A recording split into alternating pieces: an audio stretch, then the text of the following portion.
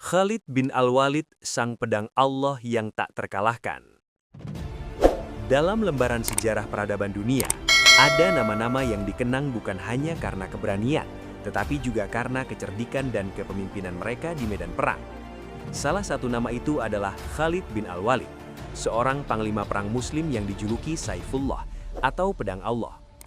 Namun siapa sebenarnya Khalid bin Al-Walid? Bagaimana perjalanan hidupnya hingga ia menjadi salah satu jenderal paling legendaris dalam sejarah militer? Mari kita telusuri kisahnya. Awal kehidupan. Khalid bin Al-Walid lahir sekitar tahun 592 Masehi di Mekah. Ia berasal dari Bani Makhzum, salah satu kabilah Quraisy yang terpandang dan memiliki reputasi kuat dalam bidang militer. Sejak muda, Khalid telah menunjukkan bakat luar biasa dalam berkuda, strategi perang, dan kepemimpinan. Pada masa itu, Mekah masih berada dalam tradisi penyembahan berhala. Ketika dakwah Islam mulai disebarkan oleh Muhammad, Khalid termasuk di antara mereka yang menentangnya. Strategi di Perang Uhud. Nama Khalid mulai mencuat dalam sejarah Islam saat Perang Uhud pada tahun 225 Masehi. Dalam pertempuran ini, ia masih berada di pihak Quraisy. Dengan kecermatan membaca celah pertahanan pasukan Muslim, Khalid memimpin pasukan kavaleri dan melakukan serangan balik dari belakang. Strategi itu mengubah jalannya peperangan dan menyebabkan kekalahan besar bagi pasukan Muslim. Namun takdir telah menyiapkan babak baru dalam hidupnya. Memeluk Islam. Sekitar tahun 628 Masehi, setelah perjanjian Hudaibiyah, Khalid mulai merenungkan kembali keyakinannya. Ia menyaksikan perkembangan Islam yang semakin kuat dan stabil. Akhirnya, ia memutuskan untuk pergi ke Madinah dan menyatakan keislamannya di hadapan Nabi Muhammad.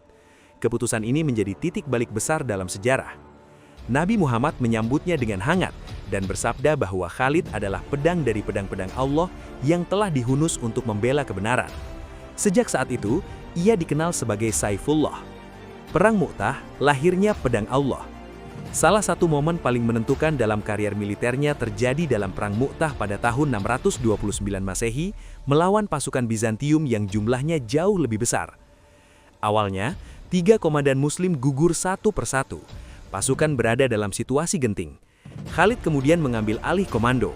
Dengan strategi pergantian posisi pasukan dan manuver taktis yang cerdas, ia berhasil menyelamatkan ribuan tentara Muslim dari kehancuran total.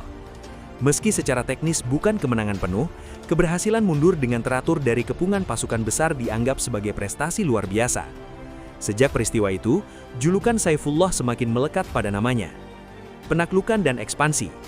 Setelah wafatnya Nabi Muhammad pada tahun 332 Masehi, kepemimpinan Islam beralih kepada Abu Bakar.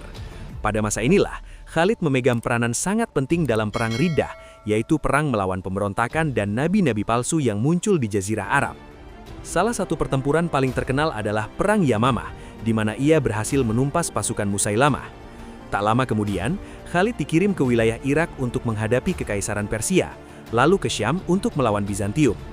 Yarmuk, titik balik sejarah.